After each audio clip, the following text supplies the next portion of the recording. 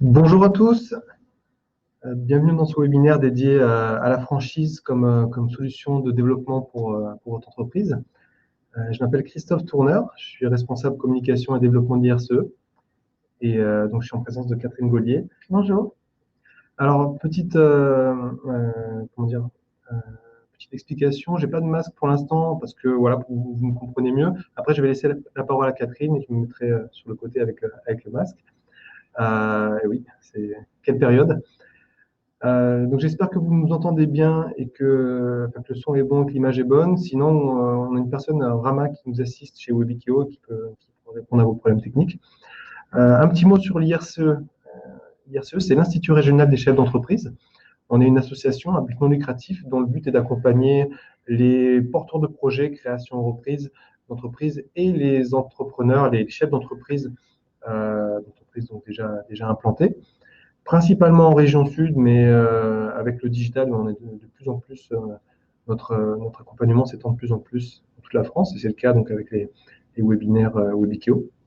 On accompagne donc les porteurs de projets et dirigeants à travers des parcours structurants sur une thématique donnée. Donc c'est soit la création, soit la reprise, soit le développement. Et sur le développement, on va avoir plusieurs leviers de croissance et de développement, comme le développement international, la stratégie commerciale, la transition écologique, la RSE, voilà, et d'autres thématiques. Et sur ces parcours, qui durent en général plusieurs mois, on va, donc je précise aussi d'ailleurs qu'en ce moment, tous nos parcours sont 100% en visio. Sur ces parcours, on va s'appuyer sur des intervenants experts. On a également dans notre réseau des partenaires qui nous soutiennent.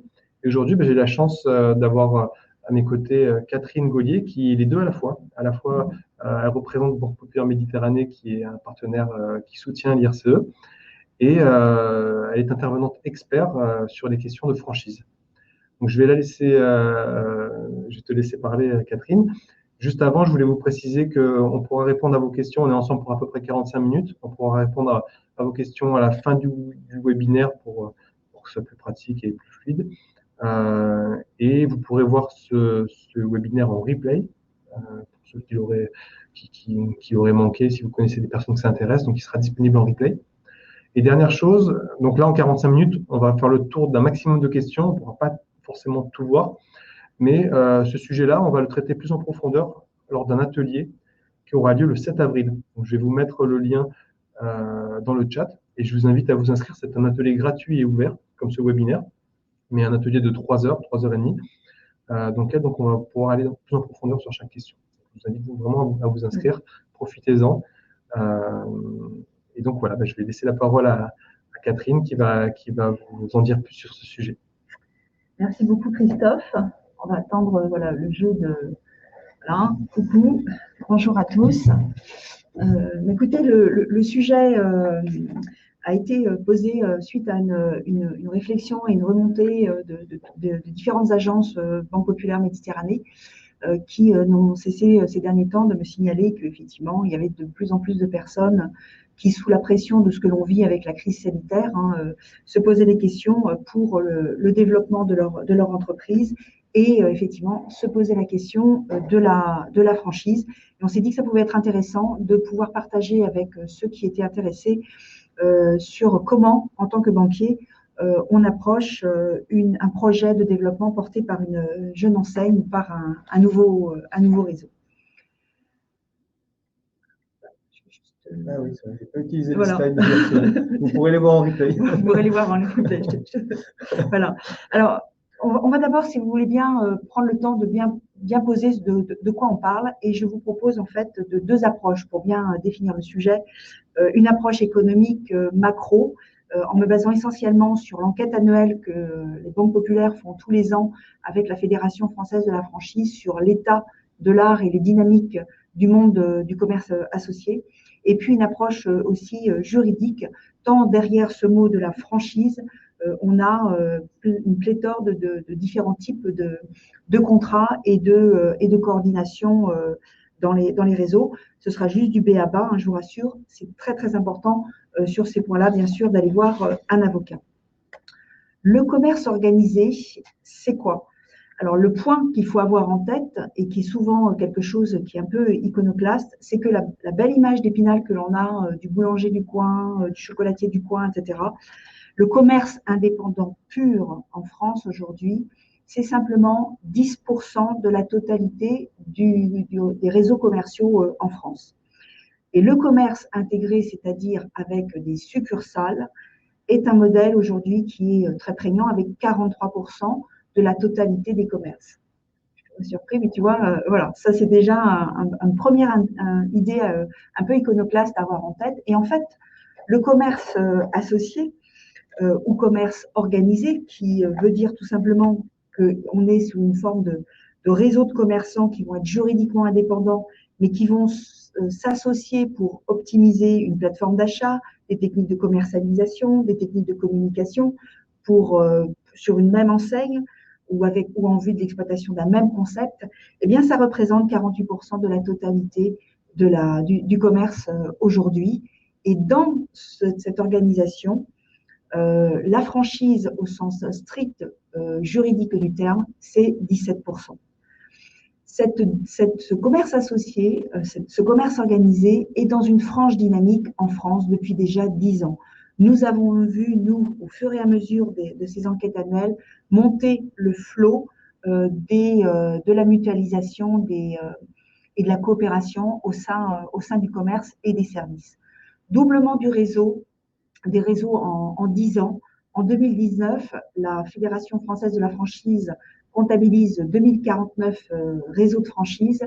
Et lorsqu'on y ajoute tous ceux qui sont les grandes coopératives qui sont au sein de la Fédération Commerce Associé, on arrive à 2200 enseignes.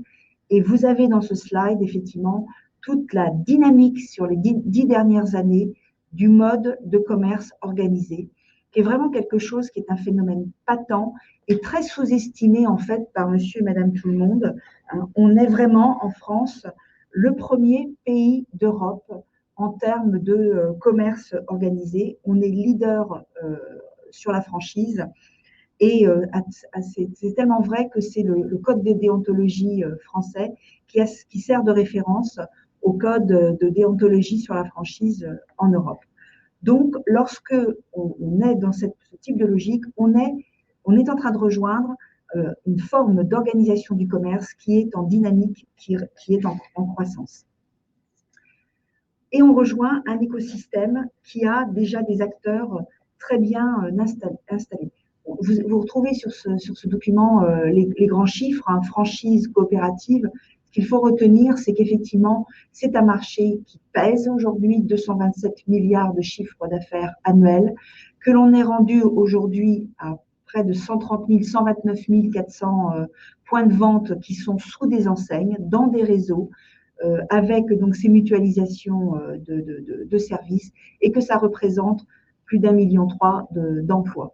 Là encore, hein, ce sont des sources qui sont extraites des chiffres des fédérations Commerce Associé et Fédération française de la franchise, qui sont les deux grandes institutions auprès de qui d'ailleurs les bébés franchiseurs, hein, excusez-moi de vous appeler comme ça, mais ceux qui sont en train de démarrer, vont trouver des centres de ressources, des informations extrêmement efficaces pour commencer leur déploiement ou se poser les bonnes questions.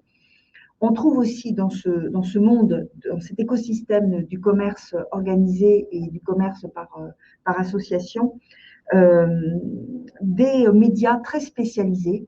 On peut citer hein, les plus grands, les plus courants, la franchise magazine, Observatoire de la franchise, l'officiel de la franchise, les échos de la franchise, LSA, bien sûr, spécialisé dans la distribution, toute la franchise, qui font un énorme travail de repérage des jeunes enseignes et des enseignes dans leur vitalité, dans leurs évolutions, et qui proposent comme service souvent, effectivement, à l'enseigne de pouvoir mettre là toute sa description, toutes ses ambitions, en particulier pour faciliter le recrutement des franchisés, tant ce point du recrutement est un point clé et essentiel pour la dynamique de développement des réseaux.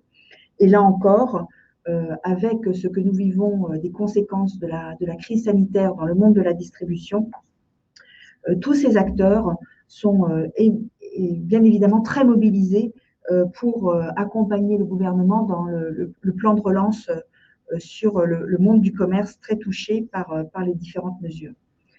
Nous sommes donc avec une organisation, un marché qui a des dynamiques très spécifiques. Peut-être que là encore, il va y avoir des temps de surprise pour les uns et les autres. Mais nous sommes face à quelque chose qui est très fragmenté et qui est porté prioritairement par 5 grands secteurs. Le secteur le plus important, et là encore, pendant la crise sanitaire avec les fermetures administratives, on a pu le constater, bien sûr, c'est l'alimentaire.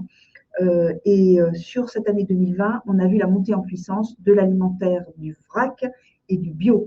Le secteur le plus important, donc en nombre de points de vente, hein, c'est bien l'alimentaire. Tout de suite suivi par tout ce qui est équipement de la personne, qui lui, effectivement, est plus en difficulté. Les services autour de l'automobile, que ce soit pour l'équipement de l'automobile, que ce soit pour l'achat de l'automobile et que ce soit aussi pour la revente de l'automobile. Hein.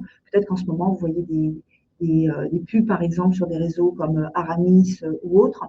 Alors, on est sur un secteur, là aussi, autour de la voiture, qui est très prégnant.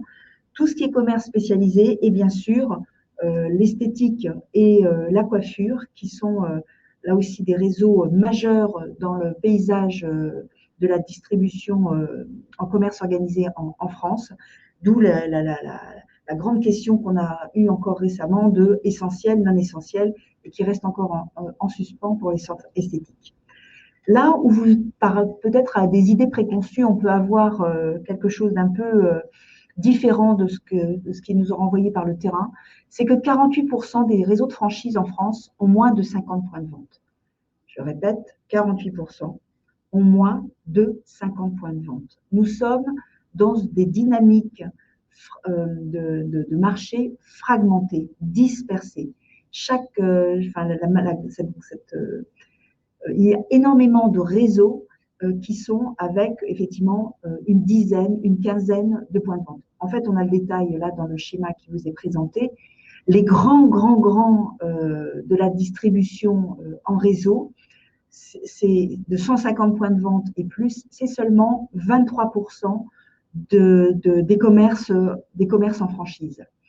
Donc 48%, moins de 50. En fait, en tant que banquier, nous, on s'aperçoit qu'en fait, il y a deux grands paliers. On va avoir le temps, effectivement, de la croissance même assez rapide, qui peut monter jusqu'à 20, 30 points de vente. Là, on a souvent un premier temps d'étal, excusez-moi, c'est la Bretonne qui parle, voilà, un temps de latence qui va permettre la structuration à nouveau pour passer le deuxième palier de 30 à 50. Et c'est vraiment dans ces deux grandes marches, 30, 50, que se posent pour les franchiseurs des questions de financement de leur croissance et donc de l'entrée ou non d'investisseurs dans leur capital, avec toutes les questions de gouvernance que cela peut poser. Et donc, c'est là où on a cette frontière au niveau des 50 points de vente entre ceux qui veulent vraiment rester dans une logique clanique, familiale, où on se connaît et où la gouvernance reste entre leurs mains, et ceux qui veulent continuer à développer en faisant appel à de la capitalisation externe. On est sur des choix d'activités extrêmement variés. Je passe rapidement, mais vraiment tous les secteurs d'activité du commerce et des services sont désormais représentés dans le monde du commerce associé et de la franchise. On retrouve les grands que je vous indiquais, hein, que ce soit les Intermarchés, les Leclerc, que ce soit les Biocoop, on retrouve les grands du service à la personne, les Chiva, les Adap, les H-D'Or, les Menu Services, les Dom et Vie. On retrouve tout ce qui est autour des diagnostics immobiliers, Active Expertise, Agenda Diagnostic, etc. Le monde du sport qui coule, fitness, etc. Enfin, tous les secteurs sont vraiment représentés, du monde du service, de la restauration rapide, de la restauration traditionnelle, du jouet. Voilà, il y en a vraiment en termes de développement économique et en termes de champ de reconversion professionnelle en ce moment, vraiment pour tous les goûts et dans tous les types d'activités. Sachant que donc, nous, on voit bien qu'il peut y avoir aussi des tendances, c'est-à-dire que souvent, les enseignes, les réseaux vont fonctionner avec une courbe de Gauss, avec une moyenne, en règle générale, qui est de 22 ans. L'ancienneté moyenne des enseignes, telle qu'on peut le regarder avec le recul de notre coopération au niveau du groupe Banque Populaire avec la Fédération française de la franchise, c'est que effectivement, on a cette ancienneté moyenne autour de 22 ans et on a des franchiseurs, et ça c'est un point très très important pour les banquiers, qui à 92% sont des enseignes d'origine française, hein, avec un capital qui est à 74% détenu par les dirigeants fondateurs. C'est vraiment un trait marquant du monde de la franchise à la française. C'est simplement voilà, 6% qui sont avec derrière des fonds financiers ou des fonds d'investissement.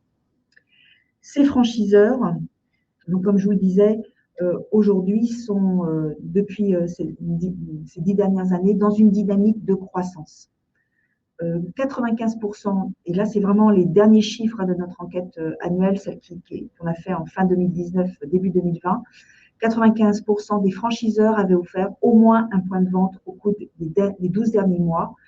Et pour vous donner un point de repère, en 2018, c'était moins, c'est plus 12% par rapport à 2018. Donc on est vraiment dans une dynamique qui s'accélère sur la création et le développement de réseaux. En moyenne, les réseaux français ont ouvert 12 points de vente sur l'année 2019. Et on voit bien que là, les grands réseaux sont en train de se préparer, là encore, pour repartir de plus belle en conquête sur la fin de l'année 2020, une fois que l'immunité collective sera installée. Un point que je n'ai pas marqué sur ce document, mais qu'il faut avoir en tête pour ceux qui pensent déjà peut-être un jour à l'international, 4 franchiseurs sur 10 disposent d'un réseau à l'étranger. Et c'est vrai que chez nous, en tous les cas, dans le modèle à la française, c'est plutôt les réseaux de 100 points de vente et plus qui ont des activités ou qui lancent leur point de vente hors de France. Sauf des fois, opportunité personnelle avec un franchisé déjà établi qui a fait cette preuve au sein du réseau et qui va aller s'installer à l'étranger. Alors que ça ne vous empêche pas, pour ceux qui sont en train de réfléchir à leur développement, d'imaginer aussi partir directement à l'étranger. Il y a certains concepts qui s'y prêtent très bien.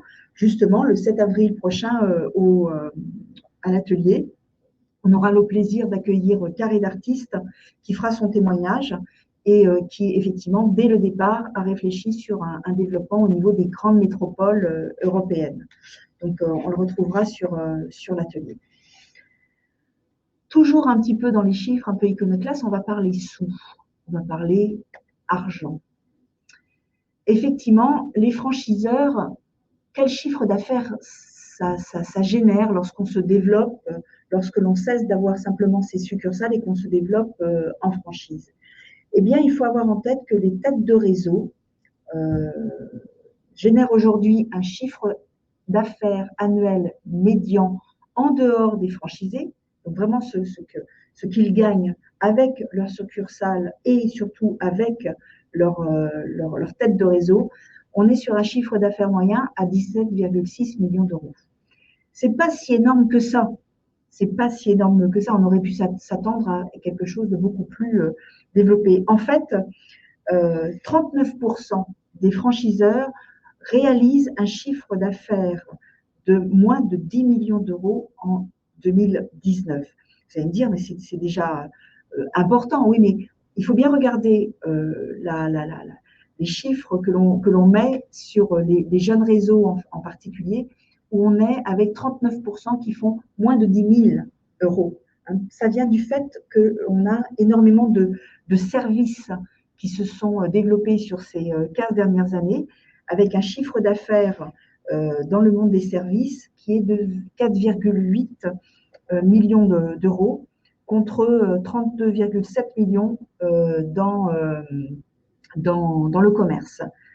Donc c'est bien ça qui fait qu'il y a cet écrasement, hein. C'est la faible, j'allais dire, le faible rapport comparativement dans les réseaux de services comparativement aux réseaux de commerce où on est sur du 32,7 millions d'euros en médian. Les franchisés, bien sûr, installés depuis plus de 15 ans, sont ceux qui vont réaliser le chiffre d'affaires le plus important. Donc là aussi, on a un phénomène d'écrasement du fait qu'on a eu une croissance forte sur les 10 dernières années, qu'on a donc beaucoup de petits, de petits réseaux, de réseaux qui sont encore récents et qui n'ont pas forcément complètement développé toute la palette d'un énorme bouquet de services. Le bouquet de services, le métier du franchiseur, il est effectivement autour du marketing et du développement, l'aide au positionnement du concept, l'aide à l'installation des nouveaux franchisés, la recherche des lieux, le lancement de l'activité, l'animation, effectivement, qui est le troisième métier que peut avoir un franchiseur, l'animation de son réseau et l'animation de sa marque. Le point important aussi qui est la centrale d'achat et la centrale logistique et qui permet de mutualiser effectivement en amont. Et puis bien sûr, le dernier métier, le sixième métier qui est le management du réseau auquel peut s'ajouter lorsqu'on commence à s'étoffer et à se développer les métiers autour de la fonction RH et en particulier tout ce qui est l'acquisition du savoir-faire autour de la transmission des bons gestes et de la transmission du bon savoir-être. Donc, le réseau des franchisés en médian, là encore, dans les chiffres que l'on a pu avoir de l'enquête fin 2019, début 2020, le réseau des franchisés en moyenne est en médian, est à 24,4 millions d'euros, donc souvent supérieur au chiffre d'affaires que la tête de réseau peut avoir avec ses succursales.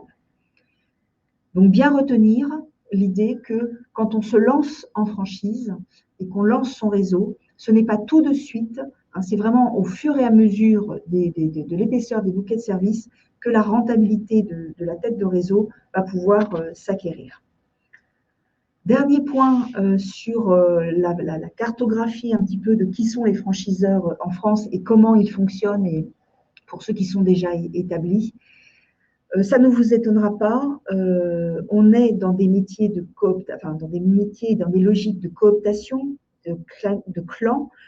C'est une histoire d'hommes, c'est des histoires de rencontres. Nous, à la Banque Populaire, on a l'habitude de dire que c'est la rencontre entre une énergie, un projet commun et un savoir-faire commun. On se choisit, on se coopte, on se soutient. Et donc, la première préoccupation des franchiseurs pour leur développement, pour leur déploiement, c'est la sélection des nouveaux franchisés à 45%, c'est la préoccupation principale, ce qui vous explique pourquoi il y a autant de plateformes de recherche de candidats avec les journaux spécialisés, ce qui vous explique aussi pourquoi on attend avec impatience le mois de septembre pour que le grand salon de la franchise puisse avoir à nouveau lieu, le grand salon annuel de la franchise internationale qui se fait porte de Versailles, puisque c'est là où c'est vraiment le vecteur prioritaire sur lequel les franchiseurs vont aller faire leur recrutement pour rencontrer vraiment les personnes qui souhaiteraient éventuellement rentrer dans leur réseau. Leur deuxième préoccupation, ça va être bien sûr d'animer ce réseau, d'assurer la pérennité de l'activité face des fois à l'ubérisation du secteur et se développer à l'international. Quand je vous dis que c'est une histoire d'hommes, là encore, l'enquête est venue renforcer ce que on ressentait, nous, au regard du profil des candidats dans des réseaux de franchise, des franchisés à financer. 61% des franchiseurs vont favoriser dans la sélection des franchisés des anciens salariés du réseau ou certains salariés de la tête de réseau. Parce que ce qui est important, c'est de bien vivre le concept, vivre le savoir-être qu'il peut y avoir derrière le positionnement qu'on s'est choisi. Et donc, c'est vraiment extrêmement important, cette sélection des personnes qui vont venir rejoindre le réseau pas à pas. Et donc, 56% des franchiseurs déclarent que, effectivement, d'autres franchisés vont contribuer à la sélection des nouveaux entrants. Ce qui est intéressant, c'est que souvent, il y a des histoires de cooptation, il y a des histoires de parrainage qui se font entre franchisés déjà établis et les franchisés qui vont rentrer, les candidats à la franchise. Et dans les parcours d'intégration, c'est extrêmement habituel. C'est même un point, j'allais dire, un point clé de succès, qu'il puisse y avoir un regard de franchisé déjà établi sur la candidature, vraiment au pied du mur, dans le magasin, quel comportement, quelles questions il pose, comment faire. C'est souvent au travers de ce regard à la fois de la tête de réseau et de plusieurs franchisés que va se faire la cooptation du nouvel entrant. Oui, excuse-moi. Voilà. Ce qui est un point aussi important, et je vous parle vraiment de ces logiques d'animation et de cooptation, c'est lorsqu'il y a des innovations à 60%, en gros, elles sont à l'initiative du franchiseur, mais elles sont souvent testées dans les magasins pilotes avant d'être déployées dans le réseau. Alors, l'impact du Covid-19 sur le commerce et les constats qu'on a pu faire depuis un an, là aussi, effectivement, ce choc violent qu'on a tous vécu sur nos fonctionnements, cette épée de Damoclès qu'on a tous au-dessus de notre tête en attendant l'humanité collective, bien sûr, ça impacte profondément les modes de vie et les comportements des consommateurs. Tous, là, autour de cette table virtuelle, on est passé à nos commandes, on a développé nos commandes sur le e-commerce, on a testé le drive avec la voiture ou le drive piéton, on s'est fait livrer, on a pu goûter aussi, lorsque c'était le premier confinement, à la privatisation de certains espaces, avoir son coiffeur ou sa boutique de vêtements préférés sur rendez-vous, comme pour son médecin. On a vu aussi à un moment les grandes zones commerciales ouvertes pour celles qui étaient à ciel ouvert. Donc, on a cessé de voir des modifications et d'adaptation des comportements. Et ce que l'on peut constater au bout d'un an, malheureusement d'un an, ce que l'on peut constater, c'est ce qui a été pointé du doigt là aussi par des grands journaux comme Le Figaro ou l'Express ou les Échos il y a une dizaine de jours, c'est la résilience très importante du commerce associé et des franchises versus les purs indépendants. Face à ces changements, effectivement, les réactions des réseaux ont été immédiates. Pour ceux qui étaient digitalisés, bien sûr, la vente sur e-commerce s'est renforcée, des organisations, donc, comme je disais, des emportés, des livraisons à domicile, les espaces privatisés, mais également, côté chiffres et rapidité d'adaptation, le constat est très net. Les grands succursalistes ont été souvent bousculés et pour certains mis en difficulté. Tous ceux qui étaient déjà un petit peu fragilisés dans leur business model sont en train de passer dans des systèmes de fusion, d'absorption. Le premier, ça a été aux vêtements qui a été mis en vente et repris par le groupe Beaumanoir déjà de l'année dernière au mois de juin. Habitat aussi qui a passé de main. Zara qui a annoncé la fermeture de 1400 points de vente, toutes ces petites surfaces. Donc, il y a eu énormément de modifications des business models dans les réseaux. Et pour les commerces associés, la résilience a été très, très rapide parce qu'il y a énormément eu le jeu de la solidarité au sein des réseaux de commerce et de franchise. D'abord par l'échange d'informations, après le premier moment de sidération, mais aussi très, très vite la mise en place de courriers types pour adresser les demandes d'aide, que ce soit à la région, que ce soit à la métropole, que ce soit aux différents organismes, comment faire sa demande de report d'échéance ou de PGE auprès de son banquier, comment on s'adapte aux normes sanitaires de métier. L'union, là, a vraiment fait la force et la résilience des réseaux de franchise et des réseaux de commerce associés a été extrêmement rapide. Et à des points sur lesquels nous, banquiers, on a même été surpris parce que on a vu des exonérations et des reports de commissions mensuelles. On a vu bien évidemment des réflexions, des groupes de travail se mettre en place sur les intranets avec la préparation d'actions marketing offensives via les SMS, via les emails, parce qu'ils maîtrisent, ils maîtrisent beaucoup plus que les indépendants la data de leurs clients. Mais également, on a assisté, et c'est ça qui est très intéressant, à des participations financières.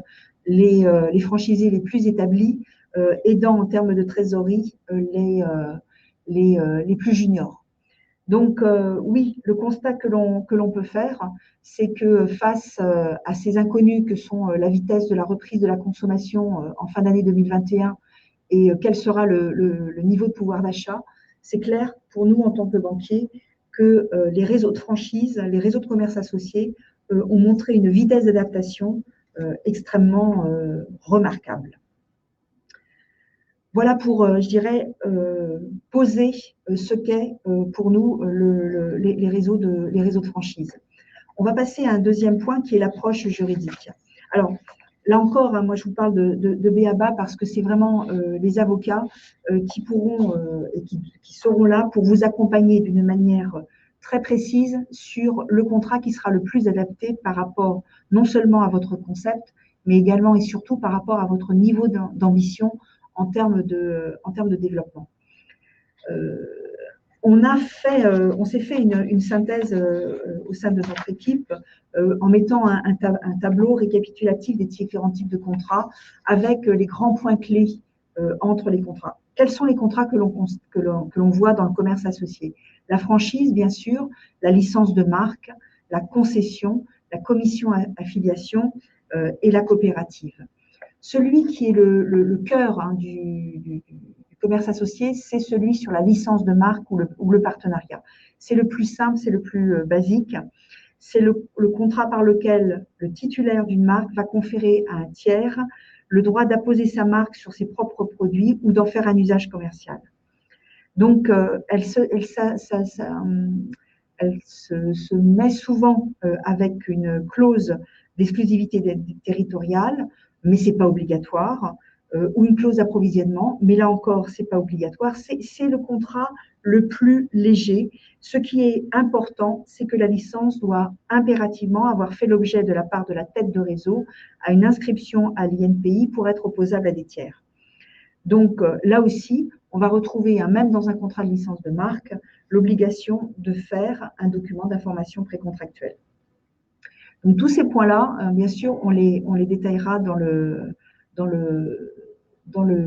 l'atelier du 7 avril. Mais voilà, dans le système de poupées russes que peuvent être les différents contrats du commerce associé, celui qui est au cœur, celui qui est le principal, ça va être la licence de marque. Et ça, c'est un point que les banquiers vont regarder, c'est est-ce que la marque est effectivement bien la propriété de la tête de réseau. Voilà. Ensuite, nous avons le contrat de commission affiliation qui, lui, comporte bien sûr la licence de marque, hein, mais également l'exclusivité des produits de l'enseigne qui est intégrée dedans. L'accès du commissionnaire au réseau suppose, comme en franchise, le paiement d'un droit d'entrée de redevance annuelle. Et là encore, l'exclusivité territoriale ou de clientèle n'est pas forcément absolue dans ce type de contrat. Pardon, excusez-moi, je vais trop vite. La concession commerciale, c'est ce contrat défini par la circulaire de Fontanet du 31 mars 1960, qui va unir un fournisseur à un nombre spécifique de commerçants qui vont avoir l'exclusivité de vente d'un produit. Donc, ça définit tout un panel d'exclusivités qui sont stipulées autour de la licence de marque, mais le contrat de concession peut être ou non à durée déterminée, peut être de 10 ans, c'est rare qu'il dépasse je dirais le modèle le plus approprié que l'on voit, c'est celui de la concession automobile sur lequel d'ailleurs on a des questions suite à la pandémie compte tenu du développement du e-commerce. Donc la concession, permet vraiment ce phénomène d'achat groupé, d'avoir la marque commune, mais c'est pas obligatoire que l'on soit avec un concept architectural complètement défini. Il n'y a pas forcément une transmission de savoir-faire, là encore, encadrée par des modèles opératoires. L'exclusivité territoriale est là et l'assistance, là encore, n'est pas forcément requise. La franchise, qui est, comme on disait tout à l'heure, pour 17% des réseaux actifs aujourd'hui, la franchise, elle, commence à être nettement plus complète avec l'enseigne ou la marque commune, donc là, avec tout son label de notoriété. Les achats groupés, oui, ça c'est quelque chose que l'on retrouve soit en centrale de référencement, soit en centrale d'achat, soit même avec une tête de réseau qui produit les produits à distribuer.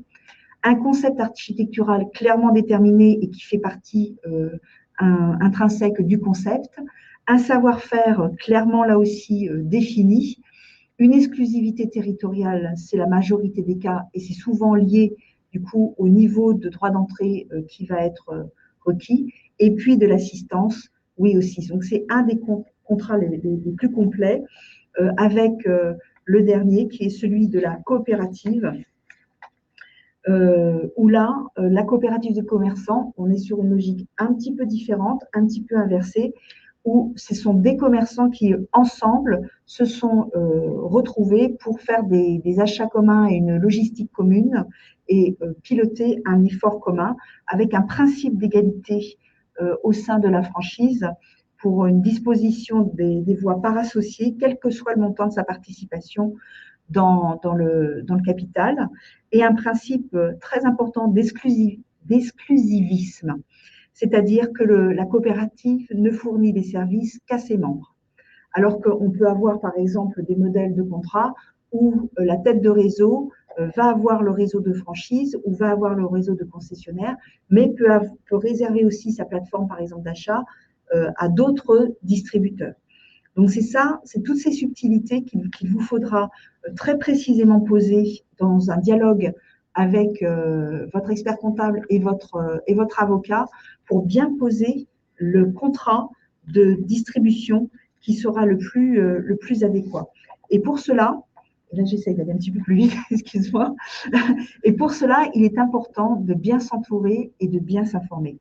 Alors, je pose un temps là parce qu'effectivement, sur ces dernières semaines, je dirais depuis le mois de novembre à peu près, comme je vous le disais, je suis interpellée régulièrement par mes collègues du réseau, par des personnes qui souhaitent se développer en franchise, qui souhaitent y aller. Et je dirais qu'elles y vont avec effectivement cette idée que bon voilà, j'ai déjà un restaurant qui fonctionne bien, ou j'ai déjà un concept qui fonctionne bien, ou même j'ai juste une idée de concept et je me dis qu'effectivement, la franchise peut être un excellent moyen de me développer très très vite. Oui, mais le concept ne fait pas tout et donc c'est un point extrêmement important de prendre le temps d'aller, comme je vous le disais tout à l'heure, s'informer, s'entourer, déjà auprès des deux grands centres de ressources que sont la Fédération française de la franchise et la Fédération du commerce associé. La Fédération française de la franchise, parce que d'une part, elle référence des experts qui connaissent et maîtrisent parfaitement le code de déontologie de la franchise et vont pouvoir d'une manière très précise répondre à des questions pointues. Elle a aussi mis en place, et ça c'est très intéressant, l'Académie de la franchise, avec un premier module, par exemple, quand on est vraiment au tout début de ces réflexions, qui est simplement de 3 jours, et qui permet de se poser toutes les questions sur vraiment les spécificités de la franchise. Et puis dans notre région, bien sûr, vous avez, comme le disait tout à l'heure Christophe, des réseaux comme l'IRCE, qui vont pouvoir vous accompagner dans toutes les questions qui vont se poser. Mais c'est très important de prendre le temps de bien connaître l'écosystème et les personnes qui vont pouvoir être pour vous des vrais accélérateurs de réussite dans votre projet de déploiement en franchise. De même, la Fédération du commerce associé, qui est plus orientée vers les coopératives, mais qui va très très loin dans le soutien et le développement des coopératives, en particulier par exemple avec un fonds commun où les coopératives adhérentes peuvent abonder et qui aide au financement et au déploiement et à l'accompagnement des franchises. Voilà, vous avez énormément sur notre territoire de réseaux aussi d'experts comptables qui connaissent bien le monde de la franchise, que ce soit KPMG, que ce soit Inextinso, que ce soit parce qu'ils ont des cellules spécialisées sur ces mondes-là. Vous avez aussi des cabinets qui, depuis de longues dates, font de l'accompagnement efficace sur, par exemple, l'étude de marché, qui est un des premiers points sur lequel il faudra vérifier que votre idée, oui, elle est rentable pour d'autres personnes. On va arriver effectivement aux questions clés à se poser quand on a l'idée ou l'intention de se déployer en franchise ou en réseau. Le premier point, la voûte de tout votre dispositif, c'est bien sûr le concept. Le concept, est-ce qu'il est d'abord et avant tout très clairement substantiel? Ça veut dire quoi? Oui, il a une consistance. C'est-à-dire, ce n'est pas juste une énième déclinaison. C'est quelque chose qui peut être très facilement identifié, non seulement avec une marque, un logo, des codes couleurs, une architecture, une charte graphique, etc. Oui, ça va permettre de faire la notoriété. Mais il a des produits et des services très précisément proposés qui font sa différence, qui font sa solidité, est-ce qu'il y a une profondeur de gamme, est-ce qu'il y a une récurrence dans les services, bref, est-ce qu'il y a matière à bien gagner sa vie lorsqu'on est franchisé et qu'on rejoint le concept. Est-ce qu'il est secret, ce concept? Est-ce qu'il est différenciant? Ça aussi, c'est un point important. Et un des points qu'on va regarder en tant que banquier, ça va être effectivement comment il est défendu, ce concept, c'est-à-dire toutes les clauses de non-concurrence ou les droits de regard sur la vente du fonds de commerce que fait la tête de réseau. Est-ce qu'il est tangible avec un réel savoir-faire, c'est-à-dire est-ce qu'on peut très précisément l'encadrer dans des manuels opératoires, dans des formations très précises en termes de savoir-faire, en termes de métier, comme je disais tout à l'heure, en termes de gestes, en termes de savoir-être. Donc, est-ce qu'il est tangible?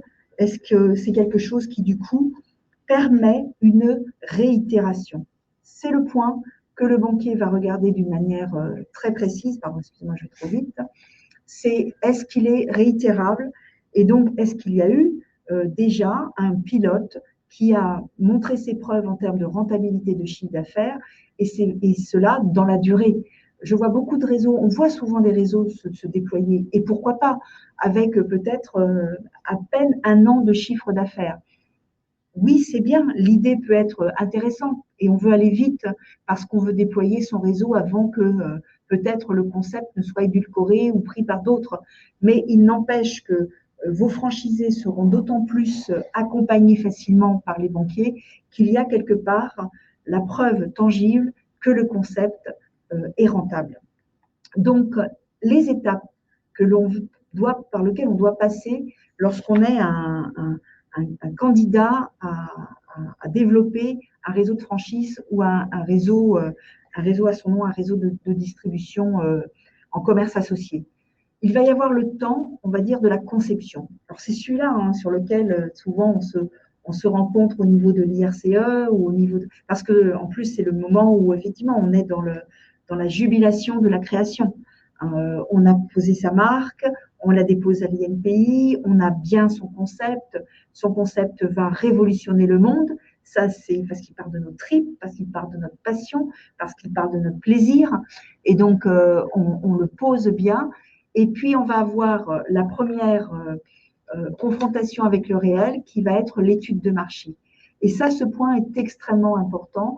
On voit régulièrement des réseaux, beaucoup non, mais on voit des réseaux qui ont un magasin pilote et tout de suite derrière cherchent déjà à se développer en réseau et en franchise et ne prennent pas forcément le temps d'une étude de marché précise consistante qui peut être faite par des chambres de commerce ou qui peut être faite par des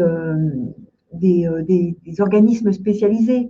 Je pense, moi, par exemple, à tu vois, Territoire et Marketing, qui est un des grands noms du monde de la franchise. Mais voilà, ces personnes-là, cette étude de marché, elle est fondamentale pour vraiment analyser, poser les potentiels du concept et fixer votre ambition en nombre de points de vente. Quand on rencontre des têtes de réseau qui nous disent que dans l'année, ou dans les 3 ans, elles vont ouvrir 40, 50 points de vente, nous, on est forcément en questionnement. On va forcément aller gratter sur quelle est exactement la consistance et le réel potentiel du marché. Et donc, cette étude de marché, oui, elle sera regardée attentivement par les banquiers, surtout tous les organismes bancaires qui aujourd'hui, comme le fait la Banque Populaire depuis des années, vont avoir des équipes spécialisées pour regarder la vitalité et la pérennité du réseau. L'étude de marché, donc, est absolument fondamentale.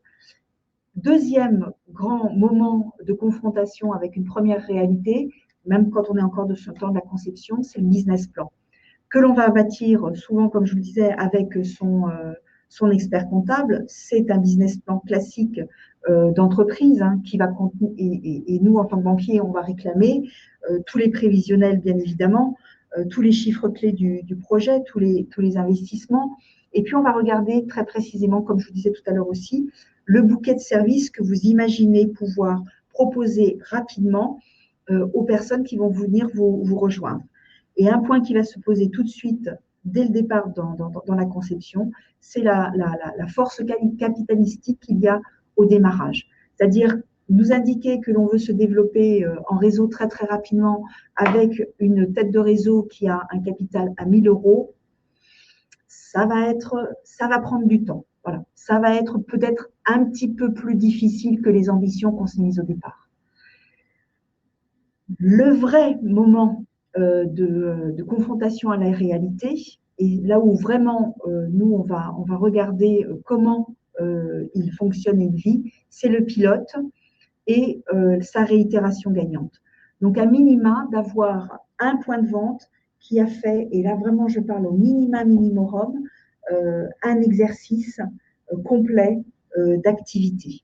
C'est là où on pourra regarder si celui qui vous rejoint, votre premier franchisé, va avoir une chance ou pas de pouvoir refaire la martingale gagnante. Est-ce qu'il va vraiment avoir une rentabilité? Ça, c'est la phase d'expérimentation. Je dirais que les réseaux qui veulent se déployer sur l'ensemble de la France prennent souvent le temps d'avoir plusieurs succursales dans des configurations de villes différentes, des grandes villes, du centre-ville, de la périphérie, avant de franchement se lancer en réseau. Et je dirais que pour nous, en tant que banquier, c'est vrai que quand on voit un réseau qui prend le temps comme ça d'asseoir différents types d'expérimentation avant de se déployer, c'est plutôt quelque chose de rassurant, de quelque chose qui sera au crédit positif de la tête de réseau. Un point qui va vous prendre du temps quand vous êtes dans la phase de lancement de votre réseau, c'est la mise en place de tous les documents juridiques obligatoires pour accompagner vos futurs franchisés et vos futurs affiliés. Les manuels opératoires, quand on veut aller trop vite, ils sont souvent sous-estimés, mais ils sont essentiels pour montrer effectivement que le concept est vraiment substantiel. Est-ce qu'il y a des manuels opératoires? Est-ce qu'ils sont diffusables au sein de l'intranet? Est-ce qu'ils sont mis en ligne avec des vidéos de formation? Est-ce que vous imaginez dans 5 ans, dans 6 ans, avoir un centre de formation? Enfin, voilà, tout ce qui est autour du savoir-faire et qui fait vraiment la clé de voûte de l'incarnation du concept.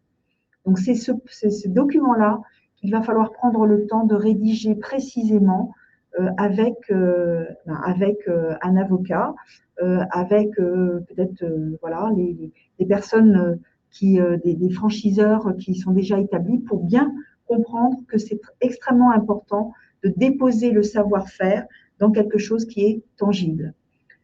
Le document pivot aussi est obligatoire et le document d'information précontractuelle qui est remis à un candidat franchisé et qui a donc 20 jours pour le décortiquer, le lire, bien s'en imprégner avant de signer le contrat de franchise et qui comporte donc un certain nombre de mentions obligatoires. Donc, comme bien sûr la carte d'identité de votre marque avec sa date de dépôt, l'historique de votre enseigne, l'étude de marché globale et l'étude de marché locale, l'état local du marché, les informations aussi relatives au contrat de franchise et la présentation des investissements nécessaires avec souvent un prévisionnel moyen qui est posé. Le contrat de franchise, là aussi, qui est avec des clauses très très précises que nous regardons attentivement, oui, je me dépêche, dont en particulier tout ce qui va toucher autour de l'approvisionnement et tout ce qui va concerner aussi la sortie. Alors, ces deux documents sont extrêmement vitaux. C'est pas de les faire parce qu'il y a l'obligation légale qui est importante, c'est de les faire pour vous protéger, vous, en tant que tête de réseau, lorsque lorsqu'il y aura des sorties de franchisés avant les dates de contrat. Ça, c'est extrêmement important d'avoir en tête que ces deux documents, ils sont vitaux et essentiels pour vous en tant que franchiseur et qu'un bon avocat va rédiger les clauses de façon à non seulement, je dirais, être transparent par rapport à la rentabilité du concept pour le candidat à la franchise, mais également pour vous protéger de sorties futures. Le point qu'on va regarder d'une manière attentive, nous, en tant que banquier, lorsque des franchisés de votre réseau se présenteront, c'est est-ce qu'on est bien sur une collaboration équilibrée, c'est-à-dire que face aux droits d'entrée, face au montant des royalties et des redevances, face au nombre des engagements contractuels que le franchisé va avoir à respecter, qu'est-ce que le franchiseur, qu'est-ce que vous, en tant que tête de réseau, vous mettez à disposition le concept, la marque, les méthodes, le savoir-faire, l'expérience, l'accompagnement technique et commercial. Est-ce que c'est en équilibre? C'est vrai qu'en moyenne, comme on le disait tout à l'heure, les droits d'entrée, par exemple, peuvent être en moyenne, je dirais en ce moment, à 15 000 €.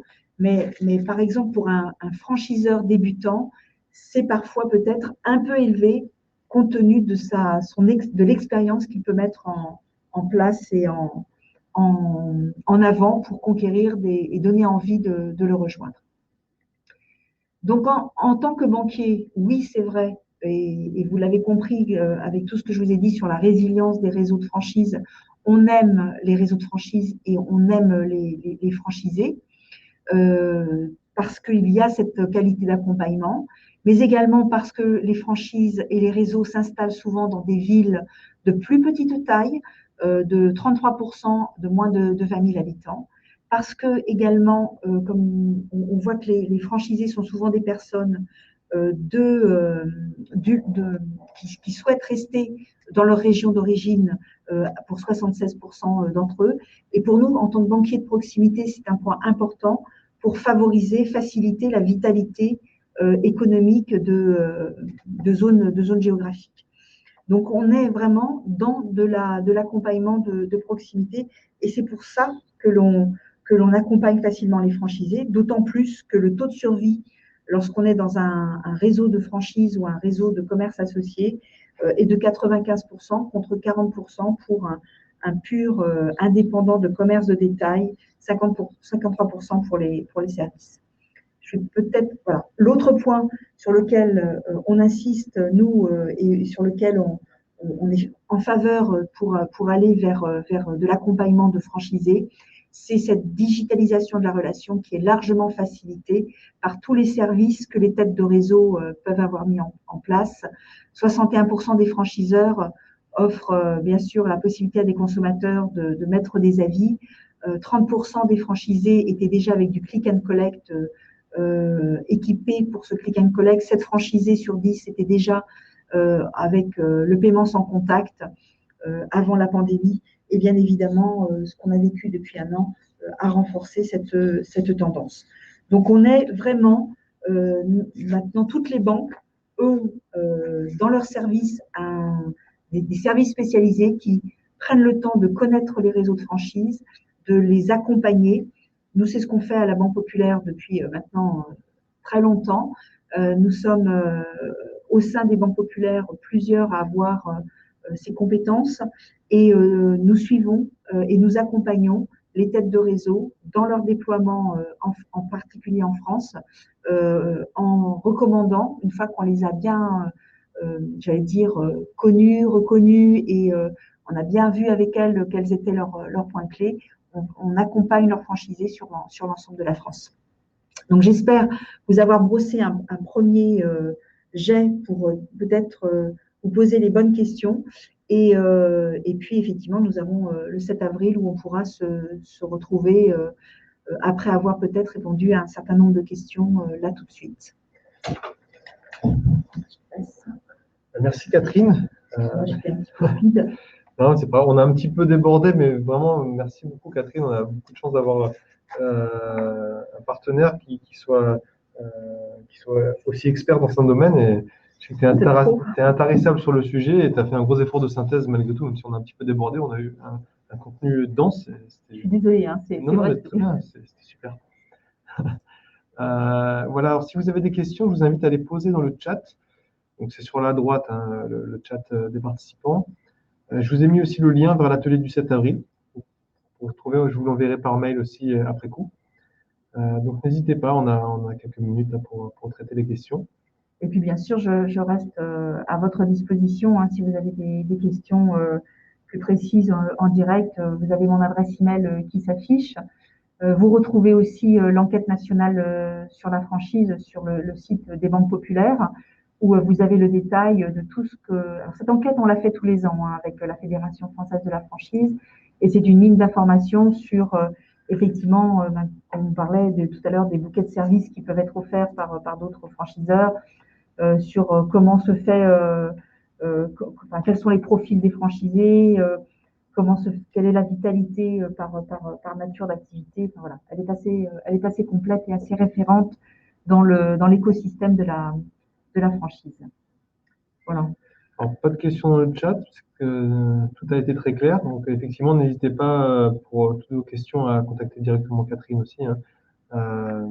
Et sinon, je vous donne rendez-vous le 7. Et puis, donc, vous recevrez de la part de Webico le lien vers le webinaire. Et en parallèle, on vous enverra un petit message pour en savoir plus sur vos besoins. Et puis, vous transmettre le lien pour l'atelier. L'atelier qui, je précise, sera à distance également. Donc, vous pouvez venir de toute la France, bien sûr. La différence, c'est que on interagira pas uniquement par le chat. Il y aura vraiment un échange son et lumière, voilà, vidéo et audio, pour vraiment échanger sur le sujet. Je dirais juste une petite conclusion. Vous vous lancez, pour ceux qui en sont au début, dans une très très belle aventure. Vraiment, c'est un plaisir d'accompagner des concepts innovants, iconoclastes pour certains. Enfin, vraiment, c'est pour une banque comme la nôtre qui est vraiment entrée dans le monde des entreprises, c'est à chaque fois un vrai bonheur. Le seul point, c'est prenez vraiment le temps de vous poser les bonnes questions et de vous faire accompagner sur le début. Voilà, c'est vraiment très très important, et y compris dans le choix de vos premiers franchisés, c'est un point qui sera particulièrement regardé pour savoir si oui ou non votre concept va être en réussite ou si vous aurez de la difficulté à monter en puissance. Moi, je peux que juste vous souhaiter bonne chance et puis surtout voilà, des bons accompagnements pour votre aventure. Merci Catherine. Et puis justement pour être bien accompagné, vous pouvez contacter aussi l'IRCE pour ce qui concerne la prise de recul, la prise de hauteur sur votre projet. Voilà, en général, les banques et BPMED en particulier aiment bien quand il y a eu un accompagnement avant. Oui. Et ce qu'on fait souvent avec nos partenaires, c'est que voilà, on accompagne les chefs d'entreprise pour structurer leur projet, qu'ils soient prêts à le présenter aux partenaires bancaires. Merci beaucoup pour votre attention. Puis écoutez au 7 avril pour ceux qui pourront nous y rejoindre. Au revoir, bonne journée. Au revoir.